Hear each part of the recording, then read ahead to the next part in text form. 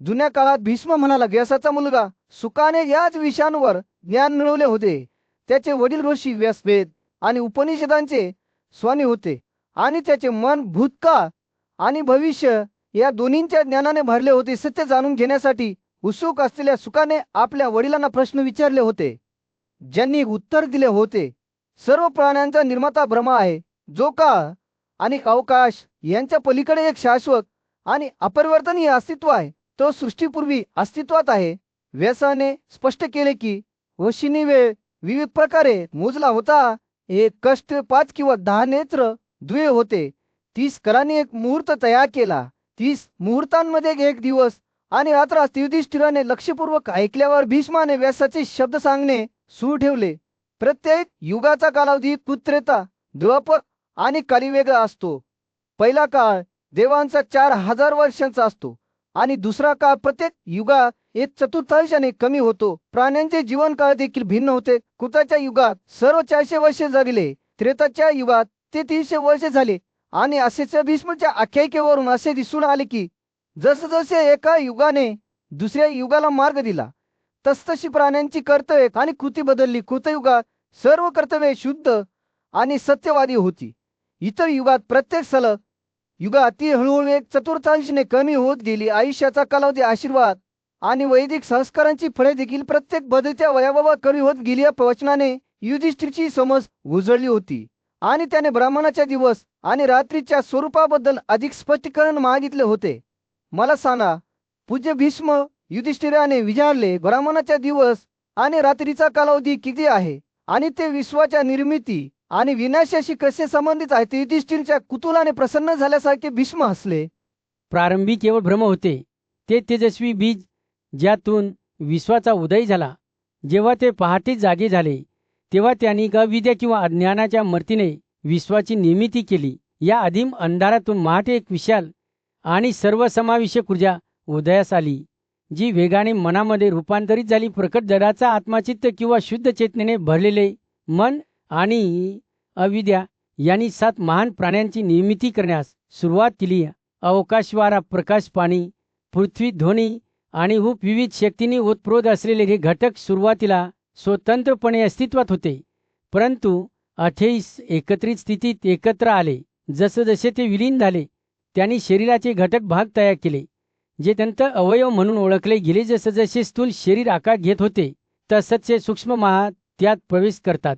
त्यांच्याबरोबर कृतींचे न संपलेले तवशेष आणतात. त्यानंतर सर्व प्राण्यांचे मूळ निर्माते ब्रह्म यांनी स्वतःला विभाजित केले आणि सर्व गोष्टींचे सर्वेक्षण आणि देखरेख करण्यासाठी सूक्ष्म रूपात प्रवेश केला. अशा प्रकारे ते सर्व प्राण्यांचे स्वामी बनले, जे गतिशील आणि स्थिर अशा दोन्ही घटकांच्या निर्मितीसाठी जबाबदार होते. ब्रह्मदेवाची सृजनशील शक्ती अमर्याद होती, कारण त्याने देव, मानव, नद्या, समुद्र, पर्वत, झाडे, प्राणी, पक्षी आणि अगदी सापांचे जग अस्तित्वात आणले. प्रत्येक सृष्टी अस्तित्वाने मागील निर्मितीपासून त्याचे गुणधर्म कायम ठेवले. त्यानंतरच्या प्रत्येक निर्मितीमध्ये काहींना नवीन मिळाले. स्वतः शासकाने प्राणी आणि अस्तित्व यांच्यातील संबंध नियुक्त केले. त्यांना विविध शक्तींनी ओतप्रोत केले. तत्वज्ञानी निर्मितीच्या स्वरूपावर वादविवाद केला. असा प्रस्ताव मांडला की परिश्रम, नियती किंवा निसर्ग हे परिणाम निर्माण करण्यास जबाबदार आहेत.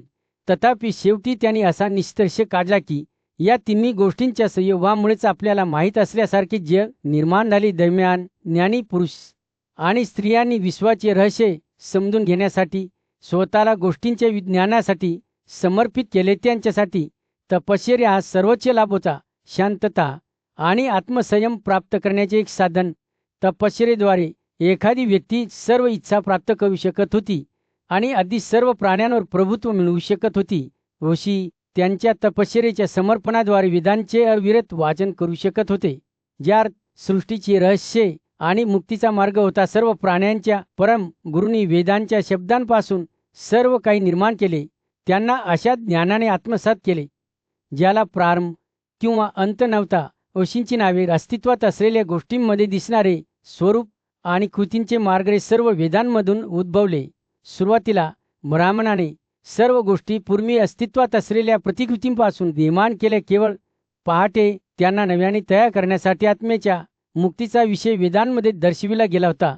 तो प्राप्त करण्यासाठी 10 साधनांसह वेदांचा अध्यास, घरगुती जीवनशैलीचा अवलंब, तपश्चर्या, सर्व प्रकारच्या जीवन पद्धतींसाठी समान कर्तव्य पाळणे, त्या शुद्ध किती ध्यान आणि यशाकडे नेणारी कृत्ये. प्राचीन परंपरेनुसार व्यास त्याच्या शिष्यासमोर उभा होता. त्याचे डोळे सखोल समजूतदारपणाने चमकत होते. तो म्हणाला, जेव्हा वेळ संपेल तेव्हा उलगडणाऱ्या महाघस्याबद्दल मी आता तुम्हाला सांगेन. जसा दिवस जवळ असलेल्या रात्री जवळ आला तसंच विश्वात एक प्रचंड आग भडकली. डझनभर सूर्य चमकले. त्यांची अग्निमय किरणे गडद आकाशाला प्रकाशित करत होती. अग्नीची शक्तिशाली देवता अग्नी 7 ज्वालांमध्ये फुटली. प्रत्येक तीव्रतेने जळत होती, जी जवळजवळ दैवी वाटत होती. एकेकाळी जीवन आणि हिरोईने भरलेली पृथ्वी कासवाच्या कवचासारखी आकुंचन पाहू लागी. झाडे, असली वनस्पती, या ग्रहाला घर म्हणणाऱ्या सर्व गतिशील आणि अचल वस्तू त्याच्या पदार्थातच नाहीशा झाल्या. आता स्वतःच्या वैशिष्ट्यांपासून वंचित असलेल्या पाण्याने पृथ्वीचा सुगंध घेतला. जणू काही जीवनाचे काही स्वरूप धारण करण्याचा प्रयत्न करत आहे. जसे पाण्याचे घटक विरघळू लागले तसतशी उष्णतेची लाट उसळली आणि तिच्या मार्गातील सर्व काही भस्मसात झाले. ज्वाला नाचू लागल्या आणि त्यांच्या मध्यभागी असलेल्या सूर्याला लपून फिरू लागल्या. अंतराळ स्वतःच एक विशाल जाणारा विशाल प्रदेश फैलला, जो दैवी अग्नीच्या जिभेने भरलेला होता. पण अवकाश जळत असताना तो देखील काहीतरी मोठ्या गोष्टीने ध्यासा होता. वारा एका प्रचंड गरजेसह वारा विश्वात झेपावला. उष्णता आणि प्रकाशाचे रूप धारण केले. तो ओरडला आणि चिडला. त्याचा आवाज संपूर्ण विश्वात प्रतिध्वनित झाला. जसा वाऱ्याचा प्रकोप कमी होत गेला तसंच अंतराने ध्वनीचे वैशिष्ट्य स्वीकारले. वाऱ्याचा आवाज शांत झाला आणि तो शांततेच्या स्थितीत प्रवेश केला. परंतु ही शांतता देखील शेवट नव्हती, कारण अंतराच्या खोल भागात एक मोठी शक्ती हलत होती. मन ज्याने प्रकट झालेल्या सर्व गोष्टींना जन्म दिला होता, त्या मनाने आता आपले गुणधर्म परत स्वतःमध्ये मागे घेतले.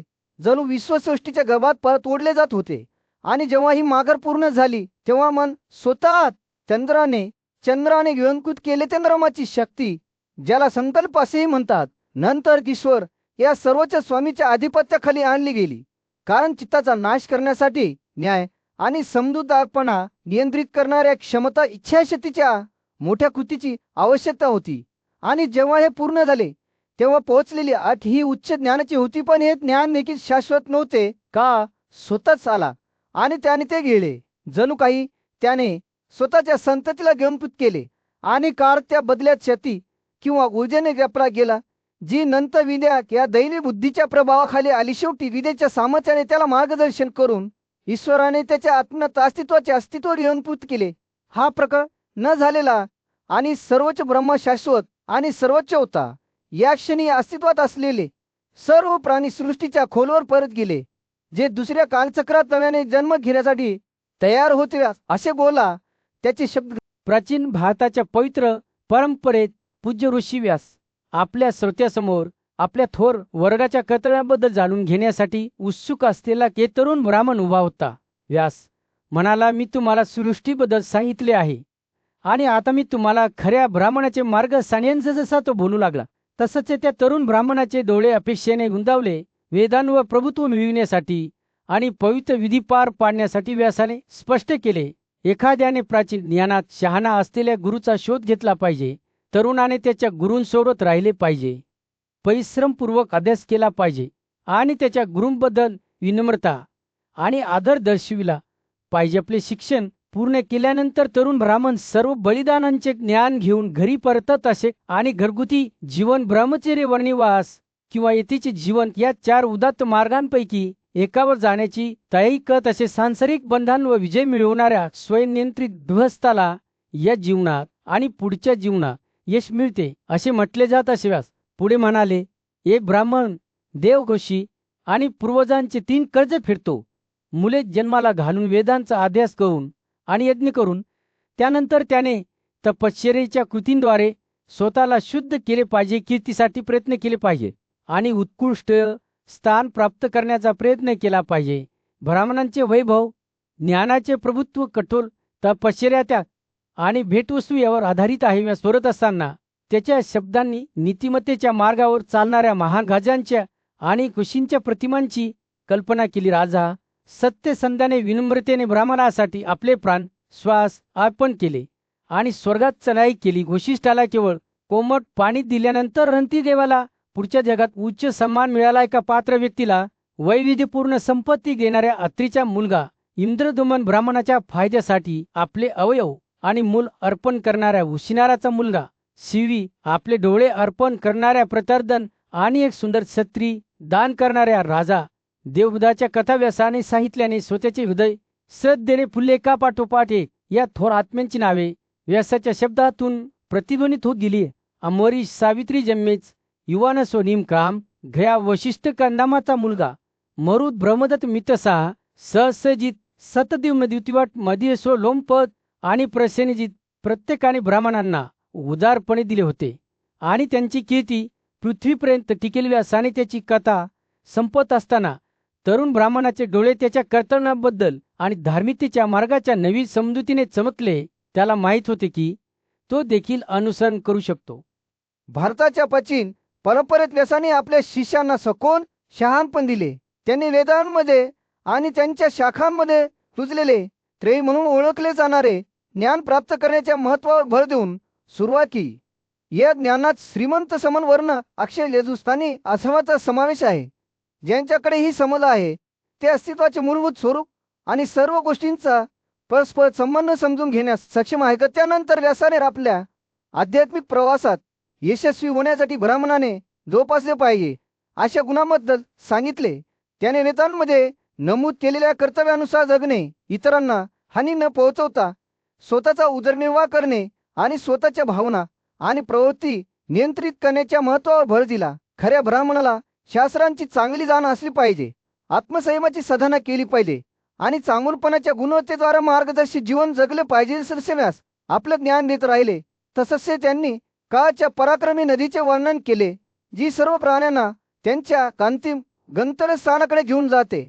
ही नदी तिच्या तीव्र प्रवाहाने, काठाने आणि मगरीने वैशिष्ट्यीकृत आहे, परंतु ज्यांच्याकडे ज्ञान आणि बुद्धी आहे त्यांच्यासाठी ती सुरक्षितपणे ओलांडली जाऊ शकते. ज्ञानाच्या तथ्याने सुसज्ज असलेली बुद्धिमान व्यक्ती या विश्वासघातकी प्रवाहातून मार्गक्रमण करू शकते आणि मुक्तीच्या किनाऱ्यावर पोहोचू शकते. असांनी सावध केले की केवळ बौद्धिक समज पुरेशी नाही, एखाद्याने विनम्रता, निष्काळजीपणा आणि आत्मसंयम यासारखे गुणही जोपासले पाहिजेत. ज्या व्यक्तीमध्ये बुद्धिमत्ता आहे त्याने अति इच्छा सोडून आपल्या इंद्रियांवर विजय मिळवत साधे जीवन जगण्याचा प्रयत्न केला पाहिजे. असे केल्याने तो भौतिक जगाच्या मर्यादा ओलांडू शकेल आणि आध्यात्मिक मुक्ती प्राप्त करू शकेल. अशी आपल्या कर्तव्याप्रमाणे वर्णधर्म जगण्याच्या महत्त्वावर भर देत राहिले आणि अन्यायी किंवा इतरांसाठी हानिकारक कृत्य टाळत राहिले. त्यांनी जीवनातील गुंतागुंती दूर करण्यासाठी आत्मनियंत्रण, संयम आणि शहाणपणाच्या गरजेवर देखील भर दिला. खऱ्या ब्राह्मणाने नीतिमत्तेचे एक चमकदार उदाहरण असले पाहिजे. नेहमी जे योग्य आणि न्याय आहे ते करण्याचा प्रयत्न केला पाहिजे. व्यासांचे शब्द सखोल अंतर्दृष्टी आणि व्यावहारिक शहाणपणाने भरलेले होते. त्यांनी आपल्या श्रोत्यांना एक स्पष्ट दृष्टी विकसित करण्यास, धार्मिकता आणि असमानता यात फरक करण्यास आणि ज्ञान संपादन करण्यासाठी प्रयत्न करण्यास प्रोत्साहित केले. या तत्वानुसार जगून एखादी व्यक्ती सर्वात कठीण आव्हानांवर मात करू शकते आणि आध्यात्मिक यश प्राप्त करू शकते. व्यासांनी आपल्या शिकवणीचा समावेश करताना त्यांनी सावध केले की केवळ बौद्धिक समज पुरेशी नाही, एखाद्याने विनम्रता, निष्काळजीपणा आणि आत्मसंयम यासाठी गुणी जोपासले पाहिजेत.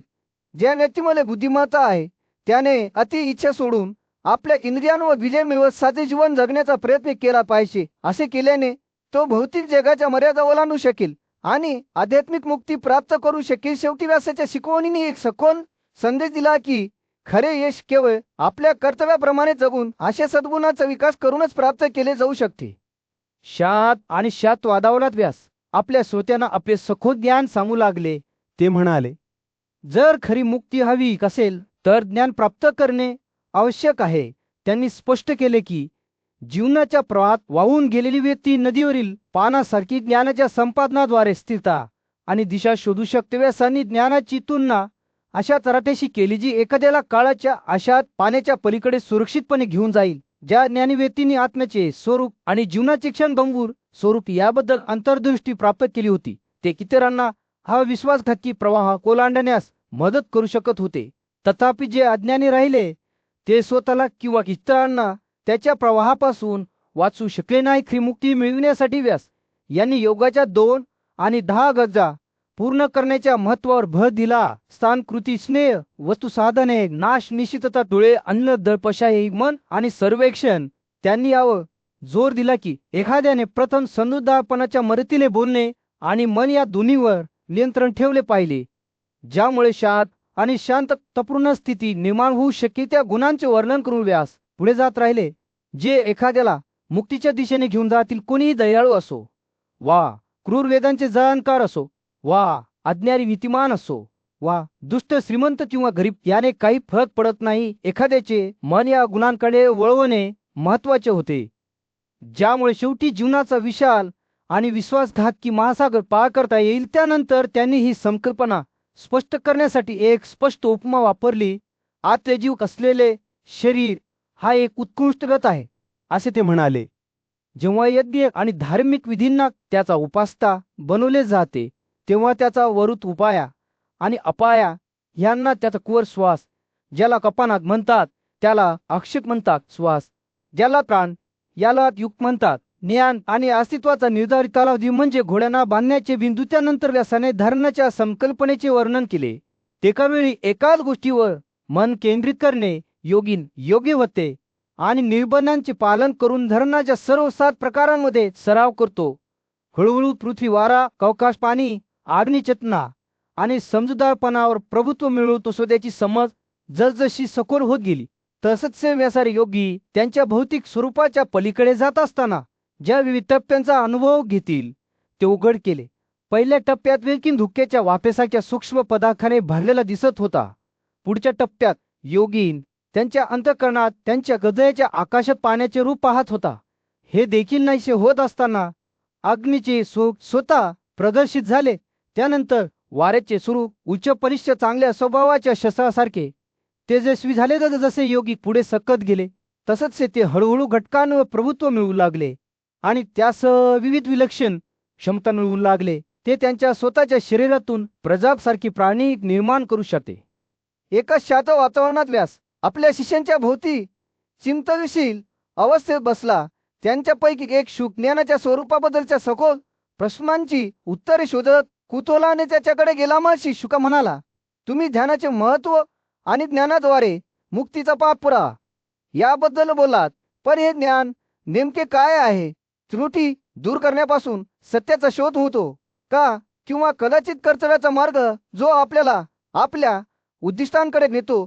शुकाच्या चौकशीवर विचार करताना व्यासाचे डोळे चमकले व तरुण व्यास उतरला.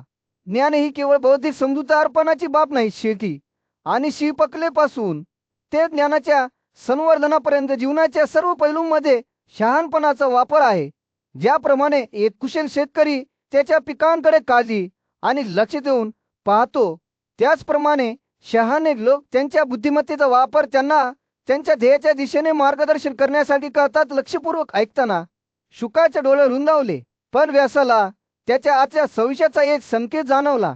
महर्षी, मला सांग, हे जे स्वतःच्या स्वभावानुसार कोणत्याही अंतर्निहित उद्देशाशिवाय किंवा मार्गदर्शक शक्तीशिवाय चालते, यावर विश्वास ठेवणाऱ्यांचे काय? त्यांच्याकडे काही प्रमाणात सत्य नाही काय? प्रश्नाला उत्तर देताना व्यासाची अभिव्यक्ती गंभीर झाली. अरे तरुण, अशा व्यक्ती त्यांच्या स्वतःच्या गैरसमजामुळे आंधळे झाले आहेत. ते सर्व गोष्टींमध्ये अंतर्भूत असलेल्या उच्च वास्तवाचे अस्तित्व ओळखण्यास अपयशी ठरतात. त्यांची एक उथळ समज आहे जी खऱ्या शहाणपणापासून वंचित आहे. जसे संभाषण उलगडत गेले तसंच व्यास सृष्टीचे विविध प्रकार आणि त्यांच्याशी संबंधित वैशिष्ट्यांची रूपरेषा तयार करू लागले. या जगात आपल्याला 4 वेगवेगळ्या पद्धतीमधून जन्मलेले प्राणी आढळतात. चैतन्यशील, अंडाकृती, वनस्पती आणि अस्वच्छतेतून जन्मलेले गतिशील प्राणी स्थिर प्राण्यांपेक्षा श्रेष्ठ असतात. आणि बुद्धिमान ऊर्जा ही स्वाभाविकपणे बुद्धिमान पदार्थापेक्षा अधिक उदात्त असल्याने सृष्टीच्या स्वरूपाबद्दल विस्ताराने सांगत असताना शुकाने लक्षपूर्वक ऐकले. पूर्वचे प्राण्यांचे स्वतःचे स्तर आहेत, जमिनीवर राहणाऱ्या प्राण्यांपासून ते इतरत्र फिरणाऱ्या प्राण्यांपर्यंत. आणि या श्रेणीमध्ये काही कर्तव्य पाळल्यामुळे आणि त्यांच्या ज्ञानाच्या संवर्धनामुळे इतरांपेक्षा श्रेष्ठ आहे. तर जसा सूर्य अस्त होऊ लागला, सभेमध्ये एक उबदार चमक उमटू लागली. व्यासाचे शब्द अधिक गहन होत गेले. खरा ब्राह्मण तो आहे ज्याने स्वतःला ब्रह्मा ज्ञानाच्या शोधात समर्पित केले आहे. त्याने प्रवृत्ती आणि निवृत्तीच्या मर्यादा ओलांडल्या आहेत. तो एक प्रख्या त्याच्या हेतूमध्ये ठाम आणि सामर्थ्यवान आहे. व्यासाचे शब्द ऐकून शुकाचे डोळे समृद्धपणाने चमकले आणि ज्यांनी खरे ज्ञान प्राप्त केले आहे त्यांचे काय, त्याने विचारले. व्यासाच्या स्मिताच्याने जमाव प्रकाशित झाला. ते त्यांच्या स्वतःच्या आत्म्याला आत आणि बाहेर दोन्ही ठिकाणी अस्तित्वात असल्याचे पाहतात. हे अशी माणसे खरोखरच पुनरुत्पादित आहेत आणि स्वतः जेव्हा आहेत जसे तारे रात्रीच्या आकाशात चमकू लागले. पूज्य व्यास त्याच्या शिष्यांसमोर उभा होता. त्याचे डोळे शहाणपणाने चमकले होते. अधिकाराने भरलेला त्याचा आवाज तो म्हणाला, ही आवश्यक कामे आहेत जी ब्राह्मणाने केली पाहिजेत. ज्याच्याकडे ज्ञान आहे त्याला या विहित कृतीमधून यश मिळेल. पण माझ्या मुला ही कृती अनिवार्य आहे की ऐच्छिक याबद्दल शंका आहे. व्यास थांबला आणि पुढे जाण्यापूर्वी त्याचे विचार ओळखत राहिला. काही जण म्हणतात की परिश्रम हे सर्व कृतींचे कारण आहे, तर काही जण म्हणतात की आवश्यकता ही प्रेरक शक्ती आहे. इतरांचे म्हणणे आहे की निसर्ग स्वतःच आपल्या कृतींचे निर्धारण करतो. काही जण असा युक्तिवाद करतात की ते परिश्रम आणि आवश्यकता यांचे संयोजन आहे. तर काही जण असे सुचवतात की वेळ, परिश्रम आणि निसर्ग हे सर्व एकमेकांशी जोडलेले आहेत. जेव्हा ते बोलत होते तेव्हा व्यासाच्या शब्दांनी विविध दृष्टिकोनांचे रेखाचित्र विणले. काही पुरुषांचा असा विश्वास आहे की वस्तू अस्तित्वात आहेत, अस्तित्वात नाहीत किंवा अस्तित्वात असल्याचे म्हटले जाऊ शकत नाही. इतर म्हणतात की त्या अस्तित्वात नाही असे म्हटले जाऊ शकत नाही. परंतु योगी विश्वाला एक म्हणून पाहतात. ब्रह्मा हे अंतिम कारण आहे. त्याने दूरवर नजर टाकली. त्याचे डोळे चिंतनाने ढगाळ झाले. कृतयुगात पुरुष तपश्चर्येसाठी समर्पित असतात. त्यांचा आत्मा शांत आणि नीतिमान असतो. ते इच्छा आणि तिरस्काराचे विश्लेषण करतात. केवळ आत्मसंयमाच्या माध्यमातून पूजा करतात. तपश्चर्येसाठी समर्पित होऊन एखाद्याला यश मिळते. ते होऊन विश्वाची निर्मिती होते. तो सर्व गोष्टींचा स्वामी, सामर्थ्यवान आणि सर्वोच्च बनतो. ब्रह्माविषयी बोलताना व्यासाच्या आवाजाने सध्याचा सूर घेतला. वेदांमध्ये ब्रह्मा घोषित झाला आहे, परंतु ज्यांनी त्याचा अभ्यास केला आहे त्यांनाही त्याचे स्वरूप पूर्णपणे समजू शकत नाही. हे अकल्पनीय आहे, तरीही वेदांताद्वारे प्रकट झाले आहे. ब्रह्माला केवळ कृतींद्वारे पाहिले जाऊ शकत नाही. तो पुन्हा एकदा आपल्या शिष्याकडे वळला. ब्राह्मणासाठी विहित केलेल्या यज्ञामध्ये ध्यान आणि पठणाचा समावेश असतो. तर क्षत्रियांसाठी देवतांच्या सन्मानार्थ प्राण्यांची कत्तल करणे समाविष्ट असते. वैश्यासाठी की पिकांची लागवड आणि पाळीव प्राण्यांची काळजी घेणे आणि शूद्रांसाठी इतर 3 आदेशांची किरकोळ सेवा आहे. व्यासाचे शब्द नदीसारखे वाहत होते जे त्याच्या शिष्याला युगानुयुगे वाहून नेत होते. त्रेताच्या सुरुवातीला सर्व काही जसे असायला हवे तसे होते. वेद, यज्ञदाती आणि जीवन पद्धती त्यांच्या संपूर्णतेत अस्तित्वात होत्या. परंतु कालांतराने घसरण सुरू झाली. द्वापर आणि कलियुगामध्ये वेद गोंधळात टाकणारे बनले आणि पुरुषांची कर्तव्ये नाहीशी झाली. जसे ते बोलत होते तसतशी व्यासाची अभिव्यक्ती उदास होत गेली. दुष्टता पसरली आणि गायी, माती, पाणी आणि अर्षडी वनस्पतींचे असा गुणधर्म नाहीसे झाले. वेद स्वतःच नाहीसे झाले. त्यांनी शिकवलेली सर्व कर्तव्ये त्यांच्याबरोबर घेतली. जे त्यांच्या आदेशाचे पालन करीत राहिले ते त्रस्त झाले आणि सर्व गतिशील आणि अचल वस्तूंमध्ये वाईट बदल झाला. कथा संपताच व्यासाचे डोळे चमकले. एका शात जंगलात महान ऋषी भीष्म गहनचिंतनशील अवस्थेत बसले होते. त्यांचे डोळे देवाशी संवाद साधत असल्यासारखे बंद झाले होते. त्यांचे तरुण आणि उत्सुक शिष्य शुक यांच्या आगमनाने त्यांच्या विचारांमध्ये व्यत्यय आला होता. शुकाला भीष्माने असे प्रश्न विचारण्याची सूचना दिली होती ज्यामुळे त्याला अंतिम समजुतीला चालना मिळेल. शुक आदराने भीष्माकडे गेला. त्याचा आवाज अपेक्षेने थरथरत होता. महान ऋषी, तो म्हणाला, मला तुमच्या सूचनांनी मार्गदर्शित केले आहे की मुक्तीचा मार्ग शोधा. एखादी व्यक्ती ब्रह्म कसे प्राप्त करू शकते जे समजण्यापलीकडचे आहे आणि थेट पुराव्यांद्वारे किंवा अनुमानाद्वारे समजू शकत नाही. शुकाचा प्रश्न आव्हानाप्रमाणे हवेत लटकला होता. तो भीष्माच्या बुद्धीची वाट पाहत होता. भीष्माने आपले डोळे उघडले आणि सौम्य स्मिताशाने बोलू लागला. माझ्या तरुण मित्रा, तो म्हणाला, ब्रह्माकडे जाण्याचा मार्ग तपश्चर्येद्वारे नाही, सर्व काही जगाद्वारे नाही किंवा सांख्य तत्वज्ञान किंवा योगाच्या मदतीने नाही. ज्ञान प्राप्त करणे, तपश्चर्येचा अभ्यास करणे, स्वतःच्या इंद्रियांना वश करणे आणि सर्व सांसारिक आसक्तींचा त्याग करणे ही गुरुकिल्ली आहे. भीष्म, जेव्हा बोलत होते तेव्हा त्यांच्या शब्दांनी प्राचीन शहाणपणाचे चित्र विणले होते. त्यांनी स्पष्ट केले की पृथ्वी, पाणी, प्रकाश, वारा आणि अवकाश हे 5 घटक सृष्टीचे आधारस्तंभ आहेत, जे प्रत्येक सजीवात उपस्थित आहेत. विविध अवयव आणि इंद्रियासह शरीर हे केवळ आत्म्यासाठी एक पात्र आहे, जे आत्वास करते शुक लक्षपूर्वक ऐकत होता. त्याचे डोळे आश्चर्याने रुंदावत होते. भीष्म पुढे म्हणाले, आपल्या जे ज्ञान आहे ते भौतिक जगाच्या मर्यादाशी बांधलेले नाही. ते सर्व गुण, ध्वनी, स्पर्श, रूप आणि सुगंध यांच्या पलीकडे आहे. मन एक साची इंद्रियांना त्याने निवडलेल्या मार्गांवर मार्गदर्शन करते. परंतु खरी बुद्धी हे ओळखण्यात आहे की आत्मा सर्व गुणांच्या पलीकडे प्रत्येक सृष्टीत राहतो. जेव्हा भीष्माचे शब्द त्यांच्या शिखरावर पोहोचले तेव्हा शुकाला वाटले की त्याची समजूत फुलणाऱ्या कमळाच्या फुलासारखी विस्तारत आहे. भीष्म म्हणाला, शहाणा माणूस जो आत्म्याला त्याच्या स्वतःच्या ज्ञानात मनाच्या मदतीने आणि 10 गुणांनी वेलेला पाहतो, तो ब्रह्माकडे पोहोचतो. त्या क्षणी शुकाला त्याच्या डोळ्यातून अज्ञानाचा पडदा उठल्याचे जाणवले. त्याला सर्व गोष्टींचा परस्पर संबंध दिसला. प्रत्येक प्राणी केवळ दैवी प्रकटीकरण होता. भीष्मचे शब्द एक मंत्र बनले, जे त्याच्या आत प्रतिध्वनित झाले.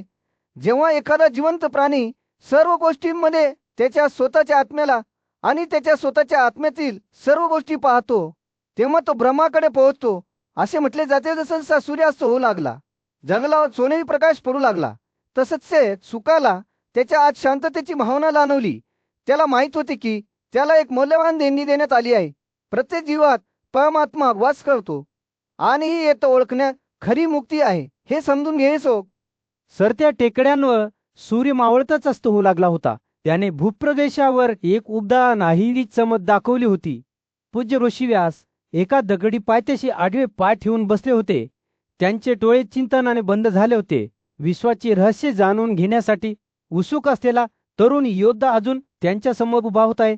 उत्तम पुत्र व्यास म्हणाला, मी तुम्हाला सांख्य पद्धतीनुसार सत्य सांगितले आहे. आता मी तुम्हाला योगाचा मार्ग समजावून सांगत असताना ऐका. त्याचा आवाज कमी आणि आरामदायी होता.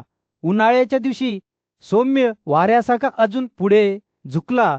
त्याचे डोळे ऋषींच्या चेहऱ्यावर लक्षपूर्वक स्थिर झाले. व्यास पुढे म्हणाले, बुद्धी आणि मन आणि सर्व इंद्रियांचे सर्वव्यापी आत्म्याशी एकीकरण हे सर्वोच्च प्रकारचे ज्ञान असल्याचे म्हटले जाते. व्यास पुढे म्हणाले, जे स्वभावाने शांत आहे, त्यांच्या इंद्रियांवर प्रभुत्व मिळवले आहे आणि ध्यानाच्या माध्यमातून त्यांची नजर आतल्या दिशेने वळवू शकते, त्याने हे ज्ञान प्राप्त केले पाहिजे. अर्जुनाने उत्सुकतेने मान डोलावली.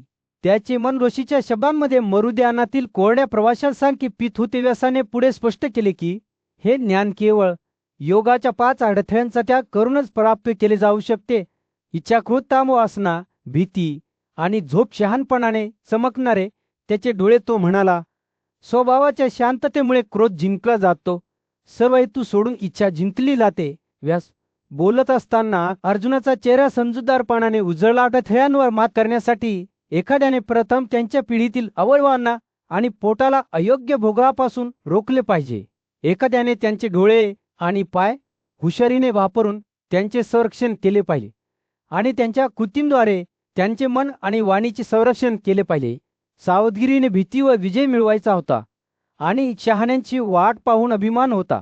व्यासाचे शब्द नदीसारखे वाहू लागले. अर्जुनाच्या हृदयाला उद्देशाच्या भावनेने भरून गेले. जसा जसा सूर्य क्षितिजाच्या खाली बुडत होता, जगाला एक सौम्य गोधूळ चमकवत होता. व्यास ध्यानाभ्यास, भेटवस्तू, सत्य, विनम्रता, साधेपणा, क्षमाशीलता आणि शरीर आणि आचरणाची शुद्धता यांचे महत्त्व सांगत होता. ते म्हणाले की हे गुण एखाद्याची ऊर्जा वाढवतील, जे वाढल्यावर एखाद्याच्या पापांचा नाश करते. जेव्हा रात्री आकाशात तारे चमकू लागले तेव्हा व्यासाने अर्जुनाला मन आणि इंद्रियांना वश करण्यासाठी अनेक कसरतीमधून मार्गदर्शन केले. ते एका डोंगराच्या शिखरावर एकत्र बसले, ज्याभोवती वाऱ्यात हळुवारपणे हलणाऱ्या झाडांनी वेढलेले होते. ऋषींनी अर्जुनाला बाहेरील वस्तूंपासून आपल्या इंद्रियांना कसे दूर करावे हे शिकवले. जसे की एक मच्छीमार त्याच्या जाळ्यात झुकत आहे. जसे जसे दिवस जात होते तसंच अर्जुनाला त्याचे मन शांत होत असल्याचे, त्याचे विचार अधिक एकाग्र होत असल्याचे जाणवले. त्याने भक्तिभावाने योगाभ्यास केला, आपल्या इंद्रियांवर नियंत्रण ठेवण्याचा आणि त्या सर्वांना ब्रह्माच्या ज्ञानात विलीन करण्याचा प्रयत्न केला. जसे जसे तो स्वतःमध्ये खोलवर पाहत होता तसंच त्याच्या सभोवतालचे जग पार्श्वभूमीत लुप्त होऊ लागले आणि मग उन्हाळ्याच्या दिवशी विजेच्या झोताप्रमाणे. याच्या मुलाच्या उपस्थितीत पराशराचे भविष्य शुक यांनी भीष्माला एक सखोल प्रश्न विचारला. ते म्हणाले, वेदांमधील घोषणा दुहेरी आहेत. ते आम्हाला सर्व कृत्ये करण्याची आज्ञा देतात, तरीही आम्हाला अशा कृतींचा त्याग करण्यास उद्युक्त करतात. शुकाच्या चौकशीची सखोलता लक्षात घेऊन भीष्माने उत्तर देण्यापूर्वी त्याचे विचार गोळा करण्यासाठी थोडा वेळ घेतला आहे. माझ्या मुला भीष्माने सुरुवातीला वेद दोन मार्गांबद्दल बोलतात. विनाशकारी आणि अविनाशी एक मार्ग कृतीने चिन्हांकित आहे, तर दुसरा ज्ञानाने प्रकाशित आहे. तो थांबला. त्याच्या राजाचा अभ्यास करणाऱ्या शहाण्या राजाप्रमाणे त्यांच्या संभाषणाच्या भूप्रदेशाचे सर्वेक्षण करत, माझ्या मुलांनी नीट ऐका, मी या दोन मार्गांमधील फरक स्पष्ट करीत आहे. भीष्माचे डोळे अग्नीने झरमरत होते, जो प्रत्येक क्षणाशी अधिक उजळताना दिसत होता. कृतीद्वारे एखाद्याला नाशाचे बंधन असते असे त्याने घोषित केले. जन्म आणि मृत्यूचे चक्र गंगा नदीच्या अंतहीन प्रवाहाप्रमाणे स्वतःला चिरस्थायी बनवते, परंतु ज्ञानाद्वारे एखाद्याला मुक्ती मिळते. वैयक्तिक आत्मा शाश्वत, अप्रकट आणि अपरिवर्तनीयमध्ये रूपांतरित होतो. भीष्म बोलत असताना त्याच्या शब्दांनी शुकाच्या मनात जिवंत प्रतिमा निर्माण केल्या. त्याने अस्तित्वाच्या क्षणभंगूर सुख आणि वेदनांनी ग्रासलेल्या एका व्यक्तीची कल्पना केली, जसे की एका चक्रात अडकलेले पान त्याच्या पुनर्जन्माच्या चक्रातून सुटू शकत नाही. याउलट त्याला आणखी एक व्यक्ती दिसली, जी आतील प्रकाशाने उजळली होती, जसे पूर्ण चंद्र रात्रीच्या आकाशात चमकला होता. भीष्म पुढे म्हणाला, त्याचा आवाज शहाणपणाचे चित्र विणतो. काही लोक अज्ञानामुळे अनवे होऊन टाळ्या वाजवतात, जणू ते अंतिम सत्य आहेत. परंतु ज्यांच्याकडे सखोल धारणा आहे आणि त्यांनी त्या कुचे समजुतीपर्यंत पोहोचण्याचा प्रयत्न केला आहे, जे स्वतः ज्ञान आहे, ते कधी अधिक कृती गोळा करण्याचा प्रयत्न करत नाही. जेव्हा तो बोलत होता तेव्हा भीष्माचे शब्द शुकाला सांसारिक जगाच्या पलीकडे असलेल्या एका क्षेत्रात घेऊन जात होते असे वाटत होते. आनंद आणि वेदना, अस्तित्व आणि अस्तित्व एक अशा सर्व विरोधी जोड्यांच्या प्रभावापासून मुक्त झालेल्या प्राण्यांना त्याने पाहिले, जे महासागरात विलीन होणाऱ्या पाण्याच्या थेंबांसारखे एकमेकांशी सुसंवाद साधत होते. भीष्माने आपले स्पष्टीकरण असे सांगून संपवले की ज्ञानाला समर्पित असलेले आणि कृतींना समर्पित असलेले यांच्यातील जरी अमर्याद आकाश तीच विशाल आहे. विनाशापासून मुक्त असलेला वैयक्तिक आत्मा अंधार पंधरवड्याच्या शेवटच्या दिवशी चंद्राप्रमाणे त्याच्या सूक्ष्म परंतु नष्ट झालेल्या स्वरूपात चमकतो. कायम अस्तित्वात तो. जेव्हा भीष्माने बोलणे संपले तेव्हा शुकाला त्याच्याबद्दल भीतीची भावना जाणवली. त्याच्या लक्षात आले की त्याच्या आदरणीय गुरूंच्या शहाणपणाच्या शब्दामुळे त्याची समज वाढली आहे आणि त्यांना माहीत होते की त्यांचे संभाषण त्याच्या मनात पवित्र दगडावरील खुणा असल्यासारखे कोरलेले. प्राचीन भारतातील पवित्र उपवनामध्ये सत्याचा शोध घेणारा एक तरुण सुख आपल्या पूज्य गुरुव्यासाच्या चरणी बसला होता. अंगारासारखे चमकणारे डोळे घेऊन सुखाने धार्मिकतेच्या मार्गावर मार्गदर्शन मागितले. तो म्हणाला, मला समजले आहे की सृष्टीचे दोन प्रकार आहेत, एक वैश्विक आत्म्यापासून जन्मलेला आणि दुसरा ज्ञानाच्या सामर्थ्याने निर्माण झालेला. परंतु मी काळाशी सुसंगत जीवन कसे जगावे हे जाणून घेण्याचा प्रयत्न करतो. शहाणा आणि दयाळू शुकाच्या चौकशीवर हसला. त्याने सुरुवात केली. नीतिमत्तेचा मार्ग सर्वप्रथम स्वतः भ्रमाने ठरवला होता. प्राचीन ऋषी, जे प्राचीन काळातील महान द्रष्टा होते, त्यांनी या मार्गाचे अनुसरण केले आणि ब्रह्मचर्याप्रती त्यांच्या भक्तीद्वारे जे जिंकले. आत्मसंयम आणि आध्यात्मिक शिस्तीचे जीवन त्याचे शब्द स्पष्ट करण्यासाठी व्यासाने जीवनाच्या 4 टप्प्यांचे वर्णन केले. ब्रह्मचारिणी, जो आपल्या गुरुसमवेत राहतो. गृहस्थ, जो आपल्या कौटुंबिक आणि घरगुती कर्तव्यांची काळजी घेतो. वानप्रस्थ, जो सांसारिक आसक्तीचा त्याग करतो आणि जंगलात राहतो. आणि संन्यासी, जो स्वतःला पूर्णपणे आध्यात्मिक कार्यात समर्पित करतो. व्यास म्हणाला, यापैकी प्रत्येक टप्पा ज्ञानाच्या शिडीवर एक पायरी आहे.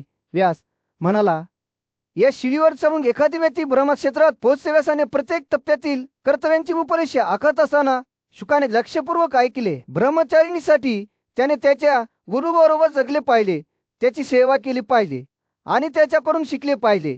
त्याने एक विनम्र सेवकासारखे असले पाहिजे, ज्याने बक्षीस किंवा स्तुतीची अपेक्षा न करता सर्व कामे केली पाहिजेत. जेव्हा त्याला बोलण्यास सांगितले जाते तेव्हा त्याने ते सहज आणि नम्रपणे केले पाहिले. जेव्हा शुकाने हे ऐकले तेव्हा त्याचे डोळे आश्चर्याने मोठी झाले. वेदांमधील दोन्ही घोषणा अधिकृत कशा असू शकतात त्याने विचारले, कारण त्याने ऐकले होते की त्या कधीतरी परस्परविरोधी वाटतात. जाणून बुजून हसला. जीवनाचे 4 टप्पे भ्रमाला जोडलेल्या शिडीसारखे असतात. तो म्हणाला, प्रत्येक पायरी चढून एखादी व्यक्ती ब्रह्मक्षेत्रात पोहोचते. शुकाचे मन प्रश्नांनी आणि शंकांनी भरलेले होते. पण जसजसे त्याने व्यासाचे शब्द ऐकले तसंच त्याला पुढचा मार्ग अधिक स्पष्टपणे दिसू लागला. त्याला माहीत होते की त्याने या मार्गाचे अनुसरण केले पाहिजे, केवळ स्वतःसाठीच नव्हे तर ज्ञानाचा शोध घेणाऱ्या सर्वांसाठी. आणि म्हणून शुकव्यासाची शिकवण घेऊन आपल्या प्रवासाला निघाला. तो आपल्या गुरुसमवेत राहिला, त्याची सेवा केली आणि त्याच्याकडून शिकला. त्याने ब्रह्मचर्य पाळले, सांसारिक आसक्तीचा त्याग केला आणि आत्मसंयम जोपासला. आणि जेव्हा तो शिडीच्या प्रत्येक पायरीवर चढत होता तेव्हा त्याला स्वतःला ब्रह्मक्षेत्राच्या जवळ येत असल्याचे जाणवले. करांतराने शुकाचे प्रशिक्षण पूर्ण झाले. त्याने आपल्या आयुष्याचा एक चतुर्थांश भाग देण्याचा अभ्यास करण्यात आणि व्रतांचे आणि उपवासाचे पालन करण्यात घालवला होता. त्याने आपल्या गुरुला अंतिम शुल्क दिले होते. वचनबद्धतेची खूण. आपल्या आश्रमाच्या शांत वातावरणातल्याच आपल्या उत्सुक विद्यार्थ्यांना पवित्र शास्त्रांचे ज्ञान देऊ लागले. ते म्हणाले, गृहस्थाने गुणवान व्रताचे पालन केले पाहिजे आणि त्यांच्या प्रियजनांनी वेढलेल्या घरात राहिले पाहिजे. त्यांनी स्पष्ट केले की एक गृहस्थ 4 प्रकारचे व्रत स्वीकारू शकतो. एक, ज्याने 3 वर्षासाठी पुरेसे धान्य साठवले. दुसरा, ज्याने फक्त 1 वर्ष पुरेसे ठेवले. एक तृतीयांश, जो भविष्याची चिंता न करता दररोज जगला. आणि एक चतुर्थांश, ज्याने कबुतरासारखे धान्य गोळा केले. व्यास याचे शब्द सखोलतेने आणि अर्थाने भरलेले होते. ते पुढे म्हणाले, शास्त्रानुसार प्रत्येक एकापाठोपाठ एक होणारे वर्तन पूर्वीच्या वागणुकीपेक्षा गुणवत्तेच्या बाबतीत श्रेष्ठ आहे. प्रत्येक प्रकारची गृहस्थ विविध कर्तव्ये कशी पार पाडू शकतात याचे त्यांनी वर्णन केले. त्यांच्या स्वतःसाठी किंवा इतरांसाठी त्याग करणे, शिकवणे, शिकणे देणे आणि भेटवस्तू स्वीकारणे. या गृहस्थाने 3 वर्षे धान्य साठवले. ते सर्व 6 कर्तव्ये पार पाडू शकत होते. तर कमी साठवण क्षमता असलेले लोक त्यांच्या पद्धतीमध्ये मर्यादित होते. व्यास बोलत असताना त्यांचे विद्यार्थी प्रत्येक शब्द लक्षपूर्वक ऐकत असत. त्यांनी केवळ वैयक्तिक वापरासाठी कधी अन्न शिजवू नये किंवा यज्ञाव्यतिरिक्त प्राण्यांची कत्तल करू नये या महत्त्वावर जोर दिला. जर तुम्हाला एखाद्या प्राण्याला मारायचे असेल किंवा झाड कापायचे असेल तर ते हळुवारपणे म्हणाले, जेजूंच्या विधीनुसार असे करा, कारण ते सजीव आणि निर्जीव अस्तित्व या दोन्हीमुळे आहेण्याचे शब्द आश्रमातून वाहणाऱ्या सौम्य प्रवासाकी होते, ज्यामुळे त्यांच्या विद्यार्थ्यांचे मन शांत आणि शांत होते. त्यांनी त्यांना दिवसा किंवा रात्री झोपण्याचा, सकाळी आणि संध्याकाळी 2दा ठाण्याचा आणि त्यांच्या पत्नींना त्यांच्या हंगामाव्यतिरिक्त अंथरुणावर बोलावण्याचा इशारा दिला. ते म्हणाले, तुमच्या घरात कोणत्याही ब्राह्मणाला उपाशी किंवा पुजाविना ठेवू नये. सहसा सूर्य मावळू लागला. व्यासांच्या विद्यार्थ्यांना त्यांच्या शांततेची भावना जाणवली. त्यांना माहिती होते की त्यांना घरगुती जीवन कसे जगायचे याबद्दल मौल्यवान मार्गदर्शन दिले गेले आहे. व्यास पुढे म्हणाले, येथे अर्पण करणाऱ्या पाहुण्यांची तुम्ही पूजा केली पाहिजे, ज्यांना वैदिक दंतचे शुद्ध केले जाते आणि उत्कृष्ट व्रतांचे पालन केले जाते. त्यांनी स्पष्ट केले की धर्मग्रंथाने असे ठरवले आहे की देवतांना आणि पित्यांना यज्ञात आणि धार्मिक विधीमध्ये जे अर्पण केले जाते ते अशा पाहुण्यांच्या सेवेसाठी होते. जशी रात्र होत गेली व्यासांचे विद्यार्थी त्यांच्या निवासस्थानी निघून गेले. त्यांना मिळालेल्या शहाणपणाने त्यांचे मन भरून गेले. त्यांना माहीत होते की त्यांनी ब्रह्मचारी आणि संन्यासी लोकांना अन्न दिलेच पाहिजे आणि ज्या गृहस्थाने स्वतः खाण्यापूर्वी सर्व नातेवाईकांना आणि नोकरांना खायला दिले. तो विरसक खत असे यज्ञ अर्पण केलेल्या अन्नाचे अवशेष म्हणजे अमृत होते, ज्याची चव केवळ ज्यांनी इतरांना खायला दिली होती तेच खरोखर चाखू शकत होते. दुसऱ्या दिवशी सकाळी व्यासाचे विद्यार्थी पुन्हा त्याच्या भोवती जमले. त्याने स्वतःच्या विवाहित पतीबरोबर समाधानी राहण्याचे, द्वेष टाळण्याचे आणि त्यांच्या इंद्रियांना वश करण्याचे महत्त्व सांगितले. पुरो, तू तुझ्या गोत्रिकेशी कधी भांडू नकोस. एका शात जंगलात भीष्म चिंतनशील अवस्थेत बसला. त्याचे डोळे युधिष्ठिराकडे सखोल बुद्धीच्या भावनेने पाहत होते. माझ्या मुलात त्याने सुरुवात केली. यांनी लोकांनी ठेवल्याप्रमाणे तुम्हाला घरगुती जीवनातील कर्तव्याबद्दल शिकवले गेले आहे. आता मी तुम्हाला पुढील टप्प्याबद्दल सांगेन, जो सर्वात उत्कृष्ट मानला जातो. वानप्रस्थ पद्धती. भीष्म बोलत असताना त्याच्या शब्दांनी जंगलात एक सौम्य हवा वाहिली, पाने सरसावली आणि उपस्थितांच्या इंद्रियांना जागृत केले. जेव्हा एखादा ग्रस्त म्हातारपणात पोहोचतो, त्याच्या शरीरावर सुरकुत्या आणि डोक्यावर पांढरे केस असतात, तेव्हा त्याने जंगलात निवृत्त व्हावे. भीष्म पुढे म्हणाला, हा त्याच्या आयुष्याचा 3रा भाग आहे जिथे तो वनप्रस्थ पद्धतीचे पालन करेल. भीष्म बोलत असताना पूज्य वशी व्यास यांनी होकारार्थी मान डोलावली.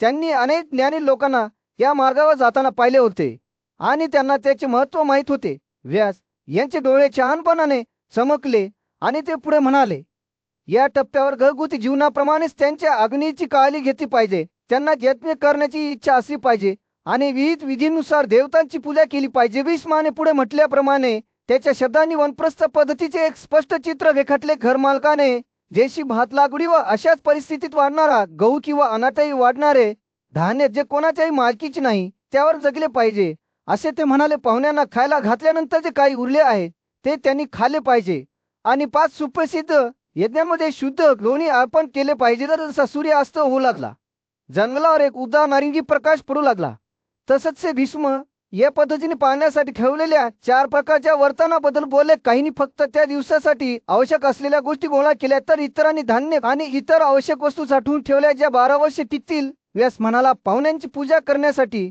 आणि यज्ञ करण्यासाठी वनवासी अशा प्रकारे कार्य करू शकतात. जशी रात्र होत गेली तसंच ते जंगल निशाचर प्राण्यांच्या आवाजाने जिवंत झाले. भीष्मच्या शब्दांनी साधेपणा आणि तपश्चर्याचे चित्र रेखाटले. जसे त्यांनी वनप्रस्थ पद्धतीमध्ये राहणाऱ्या लोकांच्या सवयींचे वर्णन केले. ते खाली जमिनीवर बसून झोपले, त्यांच्या पायाच्या बोटांवर उभे राहिले आणि गवताच्या छोट्या चट्यानी स्वतःला संतुष्ट केले. दुसऱ्या दिवशी सकाळी व्यास चौथ्या आणि अंतिम टप्प्याबद्दल बोलत राहिला. जेव्हा एखादी व्यक्ती अधोक्तीमुळे कमकुवत होते आणि आधाराने ग्रस्त होते तेव्हा तो म्हणाला, एखाद्याने जंगलातील जीवनशैली सोडून या शेवटच्या टप्प्यात प्रवेश केला पाहिजे. भीष्माने संमतीने मान डोलावली. त्याचे डोळे सखोल समृद्धीने चमकले. अंतिम टप्प्यात व्यासाने स्पष्ट केले की एखाद्याने यज्ञ केला पाहिजे जो एका दिवसात पूर्ण केला जाऊ शकतो. दक्षिण किंवा पुजारीला भेटवस्तू त्याच्याकडे असलेले सर्व काही असले पाहिजे. त्याने स्वतःचे सर्ज केले पाहिजे. व्यास एका शांत जंगलाच्या शांत परिसरात शुकाने व्यासाला एक रोचक प्रश्न विचारला. जीवनाच्या सर्वोच्च तत्वानुसार जगत असताना त्याने विचारले, जो पण सत्य आणि ज्ञान प्राप्त करण्याचा प्रयत्न करतो त्याने आपला आत्मा योगाच्या मार्गावर कसा वळवावा. पूज्य घोषी व्यास आपल्या बुद्धीची सांगड घालू लागल्यावर जाणून बुजून हसले. माझ्या प्रिय शुक, प्रथम ब्रह्मचर्य आणि घरगुतीपणाच्या अभ्यासाद्वारे आचार आणि शरीराची शुद्धता जोपासली पाहिजे. या 2 जीवन पद्धती या पवित्र प्रवासाच्या पुढील पायरीसाठी तुमचे मन आणि हृदय तयार करतील. व्यास बोलत असताना जवळच्या झाडांच्या पानांवर सौम्य वाऱ्याची झुळूक उसळली, ज्यात प्राचीन शहाणपणाचे कुजबूज होते. जेव्हा तुम्ही मनातील आणि अंतःकरणाच्या सर्व दोषांवर मात केली असेल तेव्हा तुम्ही आयुष्याच्या सर्वात उत्कृष्ट पद्धतीमध्ये जायला हवे. संन्यास किंवा त्याग हा असा मार्ग आहे जिथे एखादी व्यक्ती सांसारिक आसक्तीचा त्याग करते आणि केवळ ज्ञानाचा सर्वोच्च उद्देश प्राप्त करण्यावर लक्ष केंद्रित करते. प्रत्येक शब्दासह व्यासाचे डोळे आतील प्रकाशाने चमकताना दिसत होते, जणू सत्याचे सारच प्रकट होत आहे. जो सहवासाशिवाय योगाचा सराव करतो, जो प्रत्येक गोष्टीला स्वतःच्या आत्म्याची पुनरावृत्ती म्हणून पाहतो आणि जो कधी काहीही विसरत नाही, तो कधी मुक्तीपासून दूर झाला नाही. जसा सूर्य मावळू लागला, भूप्रदेशावर एक उबदार नारिंगी चमकू लागली. व्यासांच्या शब्दांना सखोल महत्त्व प्राप्त झाले. भिक्षूने यज्ञाची आड किंवा स्थिर वस्ती न ठेवता जगले पाहिजे. त्यांनी गावांमध्ये अन्नाची भीक मागितली पाहिजे. उद्याची साठवण न करता दररोज स्वतःची काळजी घेतली पाहिजे. तपश्चर्या करताना त्यांचे हृदय परमावर स्थिर असले पाहिजे. अशात आणि शांततापूर्ण वातावरणात व्यासाच्या शब्दांनी शहाणपणाची एक रेखाटी विणली, ज्याने सुखाला अंतिम ध्येयाच्या दिशेने मार्गदर्शन केले. भिक्षूने योग्य नियमानुसार दिवसातून एकापेक्षा जास्त वेळा कमी खाल्ले पाहिजे. त्यांनी कापडे घातले पाहिजे, एकांतात राहिले पाहिजे आणि सर्व प्राण्याबद्दल उदासीन राहिले पाहिजे. त्यांच्या अस्तित्वाचे आसक्तीपासून मुक्त असले पाहिजे. जसजशी रात्र पडू लागली, जंगलावर गडद निळाकण ओसरू लागला. व्यासांच्या शब्दांनी घुट वातावरण निर्माण केले.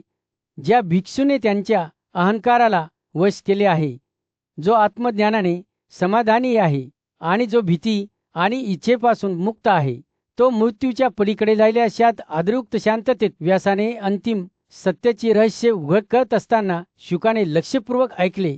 देव त्याला एका अशा ब्राह्मणासाठी ओळखतात जो आसक्तीपासून मुक्त आहे, जो एकांतात राहतो, ज्याचे हृदय शांत आहे आणि ज्याचे दिवस धार्मिकतेसाठी समर्पित आहेत ते त्याला कशा व्यक्तीसाठी ओळखतात ज्याने सर्व प्राण्यांना करुणेचे आश्वासन दिले आहे. रात्रीच्या आकाशात तारे चमकू लागले तेव्हा व्यासाचे शब्द त्यांच्या शिखरावर पोहोचले. सर्व प्राण्यांना निरुपद्रवीपणाच्या आश्वासनांची देणगी गुणवत्तेच्या दृष्टीने इतर सर्व भेटवस्तूंच्या पलीकडे जाते. एका शांत आणि शांत वातावरणातल्याच आपल्या समर्पित विद्यार्थ्याला आपले सखोल ज्ञान देऊ लागले. ते म्हणाले, जीव किंवा आत्मा हा सर्व अस्तित्वाचा गाभा आहे ज्यामध्ये निसर्गात बदल करणारे बहुआयामी गुणधर्म आहेत. ते बोलत असताना वातावरण श्रद्धेच्या वातावरणाने भरले होते. जणू सत्याचे सारच प्रकट होत आहे. व्यास इंद्रिये, मन आणि आत्मा यांच्यातील गुंतागुंतीच्या संबंधांचे स्पष्टीकरण देत राहिले. विश्वासघातकी भूप्रदेशातून प्रवास करणाऱ्या कुशल गतीप्रमाणे ते म्हणाले, आत्मा त्याच्या इंद्रियांच्या मदतीने जीवनाच्या गुंतागुंतींना नेव्हिगेट करतो, जे प्रशिक्षित घोड्यांसारखे असतात. इंद्रियांच्या वस्तू इंद्रियांपेक्षा श्रेष्ठ होत्या तर मन त्या वस्तूंच्या वर उभे होते. समज ती सूक्ष्म आणि भेदक क्षमता आणखी उंच होती आणि या पदानुक्रमाच्या शिखरावर प्रकट ब्रह्मा सर्व आकलनाच्या पलीकडे सर्वोच्च वास्तव होते. जसे जसे व्यासाचे शब्द अर्थपूर्ण होत गेले कसचे त्याचा विद्यार्थी लक्षपूर्वक ऐकत होता. तो योगीबद्दल बोलत होता जो तीव्र चिंतन आणि आत्मसंयमाच्या माध्यमातून इंद्रिये आणि त्यांच्या वस्तू आंतरिक आत्म्यात विलीन करू शकत होता.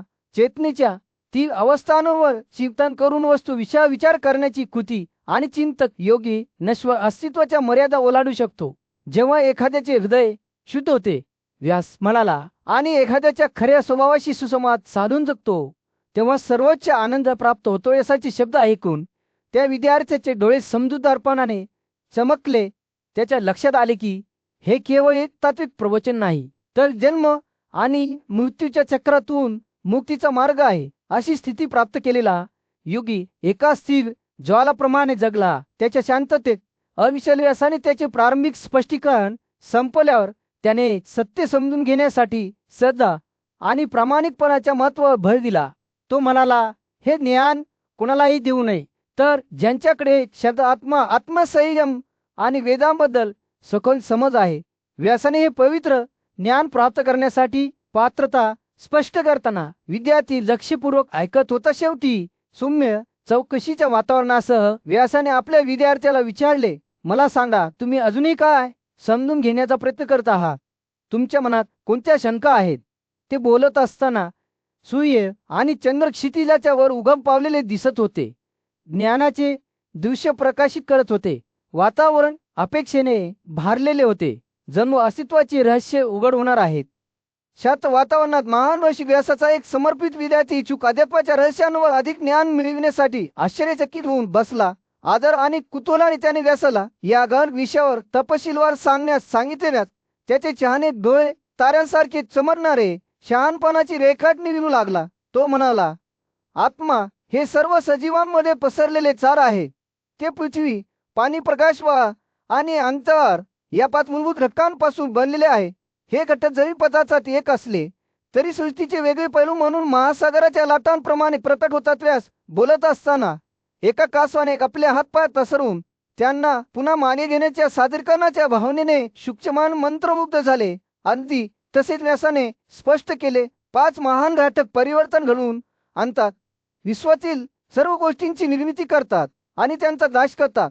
निर्मात्याने हे घटक विविध उद्देश साध्य करण्यासाठी प्रत्येकाच्या स्वतःच्या अद्वितीय प्रमाणासह प्राण्यांमध्ये असमानपणे वितरित केले आहेत. त्रिशुकची उत्सुकता वाढली. त्याने विचारले की 5 अस्तित्वामधील संबंधांचे हे गुंतागुंतीचेच आहे आणि विविध प्राण्यांमधील त्यांची अभिव्यक्ती कशी समजू शकते? व्यास हसला. त्याचे डोळे आनंदाने चमकले. समान वितरण समजून घेण्यासाठी ते म्हणाले, या घटकांमधून उद्भवणाऱ्या इंद्रियांचा आणि गुणधर्मांचा विचार करा. ध्वनीचा उगम अंतराळातून होतो तर रूप प्रकाशाचा उगम होतो. पाण्यातून चव येते, पृथ्वीवरून सुगंध येतो आणि वाऱ्याचा स्पर्श होतो. प्राणवायू, श्वास, अवयवांची क्रिया आणि पाचक अग्नी ही सर्व वाऱ्याची परिवर्तने आहेत. व्यास जेव्हा अध्यात्माचे रहस्य उलगडत राहिला तेव्हा सुखाने लक्षपूर्वक ऐकले. त्याने विचारले की एखादी व्यक्ती इंद्रिये आणि गुणधर्मामध्ये फरक कसा करू शकते आणि ते चेतनेचा स्व असलेल्या समजुतीशी कसे संबंधित आहेत? व्यासाचा प्रतिसाद उन्हाळ्याच्या दिवशीच्या सौम्य वाऱ्यासारखा होता. का असो, ज्याप्रमाणे आपले हातपाय मागे घेतो, त्याचप्रमाणे समजूत ही इंद्रिये निर्माण करते आणि त्यांना स्वतःमध्ये मागे घेते. ही समजूतच आहे जी 5 गुणांमध्ये रूपांतरित होते. रूप, सुगंध, चव, ध्वनी आणि स्पर्श आणि मनासह 6 इंद्रियांमध्ये देखील जेव्हा समज अनुपस्थित असते, तेव्हा गुणधर्म कुठे असतात तर घटकांच्या गुंतागुंतीच्या नृत्याचा आणि त्यांच्या परिवर्तनांचा विचार करत असताना शुकाचे मन आश्चर्याने भरून गेले. व्यास हे स्पष्ट करत राहिले की प्रत्येक अस्तित्वामध्ये 3 मूलभूत गुण अस्तित्वात आहेत. राज, तम आणि सत्व हे गुण त्यांच्या स्वतःच्या संघर्षाकडून उद्भवतात आणि सर्व प्राण्यामध्ये समानपणे प्रकट होतात. राजांचा संबंध आनंदीपणा, आनंद आणि शांततेच्या अवस्थाशी आहे, तर तमसचा संबंध मूर्खपणा, अनाकलनीयता आणि अनिशी कारणाशी आहे. दुसरीकडे सत्व हे आनंद, समता, समाधान आणि येतेची भावना द्वारे दर्शविले जाते. रसाने आपले प्रवचन संपवल्यावर सूर्यप्रकाशात फुलणाऱ्या कमळाप्रमाणे त्याची समजूत विस्तारत असल्याचे सुखाला जाणवले. त्याच्या लक्षात आले की अध्यात्म प्राचीन ज्ञानाच्या केंद्रस्थानी व्यास मन, समजूतदारपणा आणि आत्मा यांच्यातील गुंतागुंतीच्या नृत्याबद्दल बोलले. त्यांनी हे समजावून सांगण्यास सुरुवात केली की मन हे असंख्य कल्पनांचे एक पात्र आहे जे आपल्या आंतरिक आत्म्याच्या खोलीतून जन्माला येते. समजूतदारपणा एक सूक्ष्म परंतु शक्तिशाली शक्ती कोणत्या कल्पना सत्य आहेत आणि कोणत्या केवळ भ्रम आहेत हे ठरवते. काय आनंद आणते आणि काय दुःखाचे कारण आहे हे त्याच्या विवेकी स्वभावासह हृदय ठेवतील. सहसा व्यास मानवी अनुभवाची रहस्ये उलगडत राहिला तसंच त्याने प्रकट केले की इंद्रिये ही केवळ समजूतदारपणाची विस्तार आहेत. प्रत्येकजण त्याच्या शक्तीची एक अद्वितीय अभिव्यक्ती आहे. जेव्हा आपण ऐकतो, स्पर्श करतो, पाहतो, चव घेतो किंवा वास घेतो, तेव्हा भौतिक जग आपल्याशी संवाद साधत नाही, तर बाह्य जगाशी संलग्न होण्यासाठी विविध स्वरूपात प्रकट होणारी आपली समसत्व, रजस आणि तमस या 3 अवस्थांमध्ये समजूत कशी अस्तित्वात आहे याचे वर्णन व्यासाने केले. सत्वामध्ये आपण स्पष्टता आणि आनंदीपणा अनुभवतो. राजांमध्ये आपण उत्कटतेने आणि इच्छाने प्रेरित असतो आणि तमसमध्ये आपण अंधार आणि अज्ञानाला बळी पडतो. तरीही आपली समज या क्षेत्रांना नेव्हिगेट करत असतानाही ती एक सार्वभौम अस्तित्व राहते जी भौतिक जगाच्या मर्यादांपासून मुक्त आहे. विषयीच्या शब्दांनी मनाचे स्पष्ट चित्र रेखाटते. एक बहुआयामी साधन जे सर्जनशील आणि विध्वंसक दोन्ही असू शकते. जेव्हा आपल्या मनात एखादी गोष्ट हवी असते तेव्हा ती मनाची जाणीव होते, स्वतःचे जीवन जगते असे म्हटले जाते. परंतु व्यासाने सावध केले की इंद्रियांना वश केले पाहिजे, कारण ते केवळ समजूतदारपणाचे विस्तार आहेत, विचलित आणि फसवणुकीसाठी प्रोन आहेत. मानवी अनुभवाच्या रहस्यांचा आपण सखोल अभ्यास करत असताना व्यासाने प्रकट केले की आत्मा किंवा क्षेत्रजन हे अंतिम वास्तव आहे जिथून सर्व अस्तित्व वाहते. सत्व, रजस आणि तमस हे गुण केवळ गुणधर्म आहेत जे आत्म्याचे सार समजून घेण्यास असमर्थ आहेत. तरीही आत्मा या गुणांचे करुणा आणि अलिप्ततेने निरीक्षण करतो आणि त्यांना आवश्यकतेनुसार अस्तित्वात आणतो. शहाणपणाच्या या टेपेस्ट्रीमध्ये व्यासाने समजूतदारपणा आणि आत्मा यांच्यात सूक्ष्म फरक केला. जरी ते भिन्न अस्तित्व असले तरी ते एकत्रीकरणाच्या स्थितीत अस्तित्वात असतात. जसे की पाण्यात पोहणारे मासे किंवा गवताच्या गुच्छामध्ये बसलेले भलेडीक. हे मिलन भौतिक निकटतेचे नसून सार आहे. हे सखोल आणि चिरस्थायी संबंध आहे जे जागा आणि काळाच्या सीमांच्या पलीकडे आहे. जसे आपण व्यासाच्या शब्दांचा विचार करतो तसंच आपल्याला जग एका नवीन प्रकाशात दिसू लागते. सर्व गुंतागुंत आणि विरोधाभास असलेले विश्व सतत बदलणाऱ्या परंतु चिरंतन समजुतीचे प्रकटीकरण म्हणून प्रकट होते. आणि या विशाल विस्तारामध्ये आपल्याला आपला स्वतःचा आत्मा दिसो जो अंधारात ताऱ्यांसारखा चमरतो. ज्यांनी आपले मन वश केले आहे आणि युगाच्या शहाणपणाला शरणागती पत्करली आहे त्यांच्या शोधासाठी आपण वाट पाहत आहोत. एका निर्मळ जंगलामध्ये व्यास एका कुंच झाडाखाली बसला. त्याचे डोळे बंद झाले. जेव्हा तो बोलू लागला तो म्हणाला, आपल्या सभोवतालचे जग आपल्या स्वतःच्या समजुतीपासून वेगळे नाही. आपणच आपल्या सभोवतालच्या वस्तूंची निर्मिती करतो. जसे की कोळी त्याच्या स्वतःच्या पदार्थातून धागे फिरवतो. आपले विचार आणि धारणा आपण अनुभवत असलेल्या वास्तविकतेला आकार देतात. व्यास बोलत असताना त्यांच्या शब्दांनी अस्तित्वाच्या स्वरूपाबद्दल अंतर्दृष्टीचे एक रेखाचित्र विविले. त्यांनी स्पष्ट केले की सत्व, रजस आणि तमस हे ती प्राथमिक गुण सतत प्रवाहात असतात, जे आपल्याला दिसणाऱ्या वस्तूंची निर्मिती करण्यासाठी एकमेकांचे रूपांतर करतात. तरीही आपली समज किंवा क्षेत्रज्ञान आहे, जे त्यांच्या अल्पकालिक स्वभावाने अस्पर्श्य त्या सर्वांवर नियंत्रण ठेवते. काही तत्वज्ञानी असा युक्तिवाद केला की हे गुण ज्ञान किंवा योगाने दूर केल्यानंतरही टिकून राहतात. त्यांनी त्यांच्या निरंतर अस्तित्वाचा पुरावा म्हणून त्यांच्या पवताळ्याच्या सूक्ष्म चिन्हांकडे लक्ष वेधले. इतरांनी असा दावा केला की जेव्हा आपल्या आकलनापासून मुक्त होतात तेव्हा हे गुण कायमचे नष्ट होतात, पुन्हा कधीही दिसू शकत नाहीत. व्यास यांनी आपल्या श्रोत्यांना या विरोधी दृष्टिकोनांवर विचार करण्यास आणि त्यांच्याशी जुळवून घेणारा मार्ग निवडण्यास प्रोत्साहित केले. ते बोलत असताना ऐकणाऱ्यांमध्ये शांततेची भावना पसरली. त्यांच्या स्वतःच्या समजूतदारपणाचे प्रतिबिंब म्हणून ते जगाकडे एका नवीन प्रकाशात पाहू लागले. व्यासाच्या शब्दांनी त्यांना आत्मजागरूकतेकडे मार्गदर्शन केले. त्यांना त्यांच्या स्वतःच्या आत्म्यांना समजून घेण्याचे आवाहन केले, जे प्रारंभ आणि अंत यांच्या पलीकडे आहेत. त्यांनी त्यांना आनंद किंवा दुःख, मत्सर किंवा असत्तेने अस्वस्थ न होता संभवाने जीवन जगण्याचा सल्ला दिला. जसा सूर्यास्त होऊ लागला, जंगलावर एक उदार चमक ओसरू लागली. व्यासांच्या श्रोत्यांना त्यांच्यावर मुक्तीची भावना ओसरू लागली.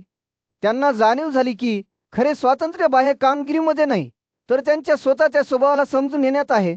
एखाद्या ठोस जमिनीवर चालणाऱ्या व्यक्तीप्रमाणे ते जीवनाच्या आव्हानांना सहजतेने आणि आत्मविश्वासाने सामोरे जातील. त्यांनी हे ज्ञान आत्मसात केले.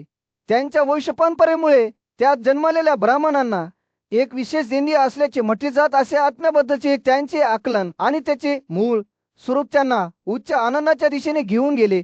अशी स्थिती जी मुक्तीसाठी पुरेशी होती आणि खऱ्या शिक्षणाची ओळख होती.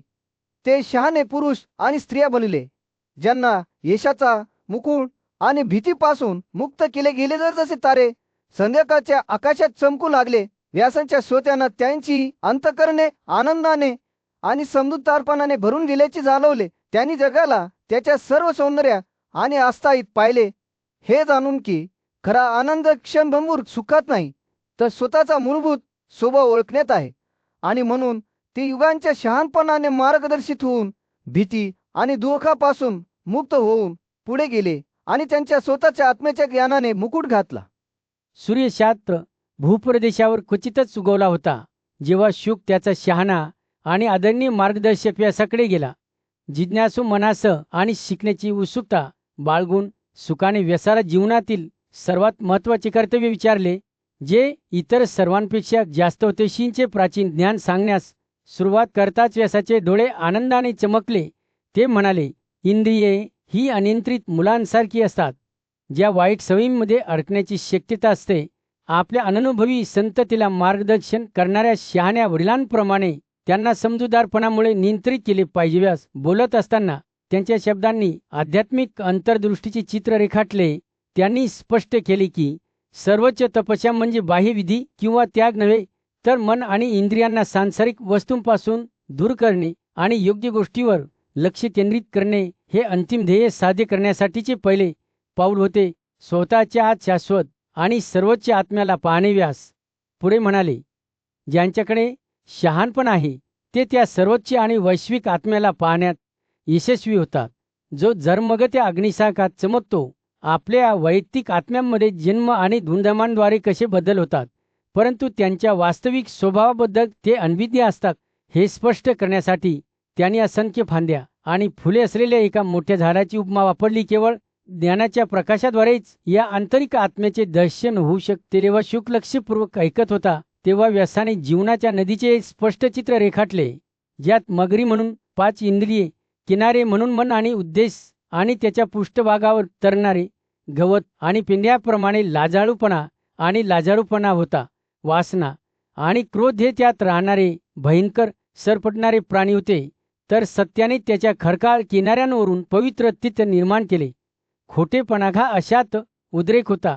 क्रोध हा विश्वासघाती चिखल होता. व्यासाने शुकाला सावध केले की ही नदी पार करणे कठीण आहे, परंतु समजूतदारपणाच्या मदतीने एखादी व्यक्ती स्वतःला प्रत्येक आसक्तीपासून मुक्त करण्यात आणि शांत हृदय प्राप्त करण्यात यशस्वी होऊ शकते. सांसारिक इच्छांच्या पलीकडे जाऊन आणि शुद्ध आत्मा प्राप्त करून सर्व निर्माण केलेल्या वस्तूंचा उगम आणि नाश पाहून व्यक्ती भ्रमाची आत्मा बनेल, जसं सूर्य त्याच्या प्रकाशतेला पोहोचला व्यासाने आपली